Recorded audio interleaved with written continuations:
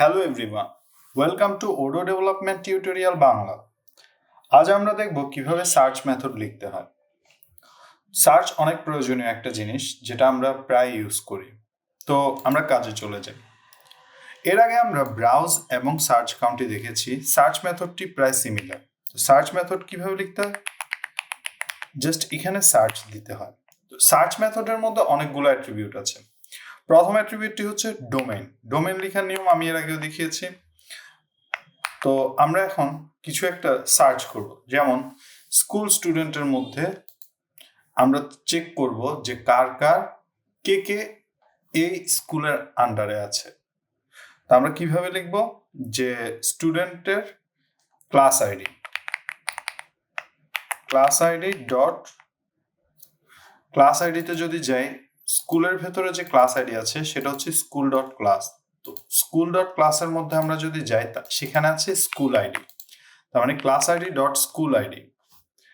এর সাথে আমরা যেটা করব, quotation equal to quotation comma record dot আইডির সাথে ম্যাচ করব। রেকর্ড ডট আইডি মানে হচ্ছে বর্তমানে আমাদের যে রেকর্ডটার মধ্যে আমরা থাকবো। যেহেতু আমরা এখানে অ্যাকশন সার্চ দিয়ে বাটন একটি অ্যাড করেছি, সেটা আমরা এর আগের ভিডিওতে দেখিয়েছি। তো এই বাটন দিয়ে অ্যাকচুয়ালি সব কাজ দেখাবে। তো আমাদের আগের কোডটি কেটে ফেলে। তো এখানে যেটা হতে পারে যে মাল্টিপল রেকর্ড থাকতে পারে। তো আমরা যদি একটা লুপ চালাই, for student in student IDs print student name, তাহলে হচ্ছে আমাদের যেটা করবে, এখানে যে রেকর্ডগুলো আসবে প্রত্যেকটা রেকর্ড থেকে একটা একটা করে নিয়ে প্রত্যেকটা নেম প্রিন্ট করবে। কিন্তু যদি এভাবে এই ফর লুপটা চালানো না হয়, সেই ক্ষেত্রে এরর দিবে। তা আমরা একটা রিলোড দিয়ে দেখি কি হয়।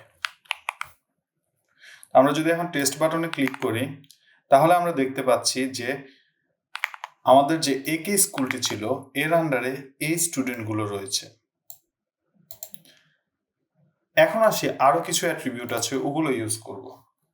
সার্চ মেথডের মধ্যে সেকেন্ড যে অ্যাট্রিবিউটটি আছে সেটা হচ্ছে অর্ডার। অর্ডার ইউজ করার নিয়ম হচ্ছে এভাবে। তো আমরা অর্ডার করতে পারি কি দিয়ে? নেম দিয়ে। অর্ডারের ক্ষেত্রে আমাদেরকে বলে দিতে হবে এটা কি অ্যাসেন্ডিং অর্ডারে হবে না ডিসেন্ডিং অর্ডারে হবে। অ্যাসেন্ডিং অর্ডারের জন্য আমরা যেটা ইউজ করব ASC, আর ডিসেন্ডিং অর্ডারের ক্ষেত্রে ইউজ করব DESC। তো আমরা আপাতত ডিসেন্ডিং অর্ডার দিয়ে ট্রাই করি। এখন যদি আমরা রিলোড দিই আর এখানে টেস্টে ক্লিক করি, তাহলে আমরা এখন দেখতে পাচ্ছি যে নামগুলো সিরিয়ালাইজ হয়ে এসেছে এবং এটা উল্টো ভাবে এসেছে। যেমন কে এম এর পরে এন আসে, তো আগে এন এসেছে দেন এম এসেছে, যেহেতু আমরা এখানে ডিসেন্ডিং দিয়ে রেখেছি। অর্ডারের পরে আমরা আরো কিছু ইউজ করতে পারি, যেমন আমরা ইউজ করতে পারি লিমিট। এই লিমিট বলতে বোঝায় যে আমরা কতগুলো রেকর্ড দেখতে চাই।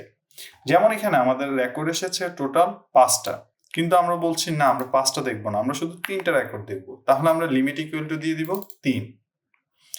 এখন যদি একটা রিস্টার্ট দিই, টেস্ট বাটনে ক্লিক করি, তাহলে আমরা দেখতে পাচ্ছি এখানে মাত্র 3টি রেকর্ড এসেছে। লিমিট অ্যাট্রিবিউটের পরে আমরা আরো একটি অ্যাট্রিবিউট ইউজ করব, সেটা হচ্ছে অফসেট। এখন অফসেটের মাধ্যমে কি করে অ্যাকচুয়ালি, যেমন আমরা যদি অফসেট 2 দিই আর লিমিট যেহেতু আমাদের ডাটা কম তাই আমরা 5 দিয়ে দিচ্ছি। অফসেট 2 দেওয়ার মানে হচ্ছে আমাদের প্রথম 2টি ডাটা দেখাবে না। এখন আমরা অফসেট 1 দিয়ে দিব। 1 দিয়ে যদি আমরা রিলোড দিই, তাহলে আমরা দেখতে পাচ্ছি যে এখানে 4টা ডাটা এসেছে এবং কি প্রথম যে ডাটাটি ছিল সেটি আসছে না। তো এই ছিল আমাদের সার্চ মেথড। ধন্যবাদ সবাইকে।